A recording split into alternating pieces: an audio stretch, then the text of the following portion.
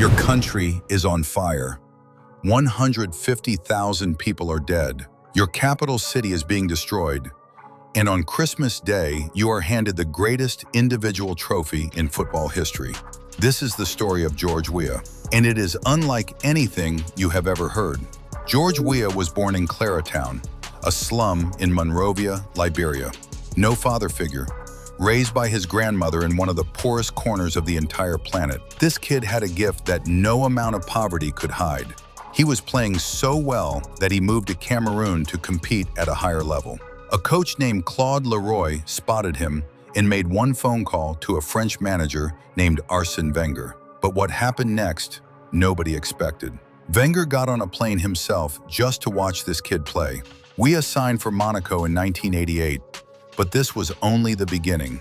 By 1992, Weah had moved to Paris Saint-Germain. PSG back then was nowhere near the powerhouse it is today, but Weah made them dangerous. He helped them win the French League title in 1994, and then in the Champions League, he became the top scorer with 7 goals, leading PSG past Johan Cruyff's Barcelona in the quarterfinals. They only fell in the semifinals, and the team that knocked them out, AC Milan. But that same AC Milan liked what they saw so much, they signed Weah immediately after. Milan in 1995 was the most powerful club in the world. They brought in Weah to replace a 3-time Ballon d'Or winner, Marco van Basten. That is like the Lakers signing someone to replace Shaquille O'Neal at his peak. But Weah did not just fill that void, he exceeded it. In his very first season, he scored one of the greatest goals ever seen in Italian football. He picked up the ball at the edge of his own penalty box, ran the entire length of the pitch past defender after defender, and finished it cold. The Italian press ran pages of analysis on just that one goal. But football was only one side of his life. While Weah was balling in Europe, Liberia was tearing itself apart. The first Liberian civil war had been raging since 1989. Warlords, rebel factions, massacres.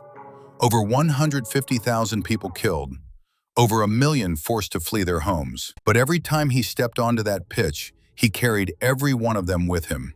He paid out of his own pocket for the national team's kits, travel, and player allowances. But when there was nobody else to step up, Weah stepped up. Nelson Mandela called him the African pride. Back home, he was simply King George. But the biggest moment of his career was still coming. Then came December 26, 1995. France football changed the eligibility rules for the very first time since the award was created in 1956. Until that point, only players who held European nationality could be considered. But that rule was now gone. It did not matter how talented you were. If you were African, South American, or Asian, you were completely locked out. Players like Pelé and Maradona went their entire careers without ever being eligible.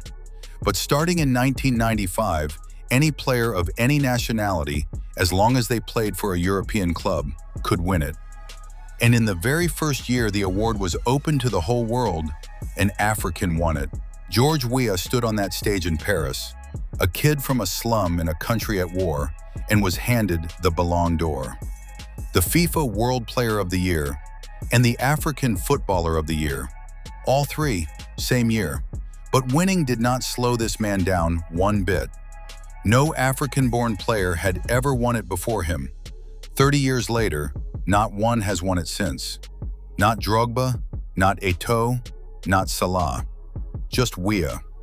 But his story was nowhere close to finished.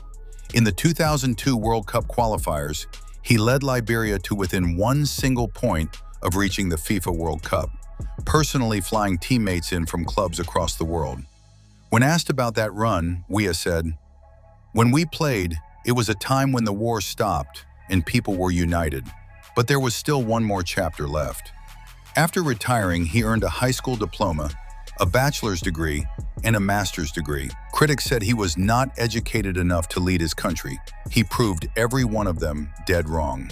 On January 22, 2018, the kid from Claretown was inaugurated as the 25th president of Liberia. a Ballon d'Or winner, a UNICEF Goodwill Ambassador, a president, but above everything else, a man who never forgot where he came from, all from a slum during a civil war, without ever playing in a single World Cup. The Ballon d'Or did not just change George Weah's life. For millions of Africans, it changed what they believed was possible.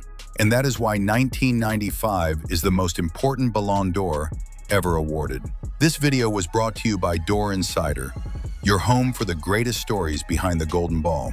Subscribe to D'Or Insider for more legends like this. We will see you in the next one.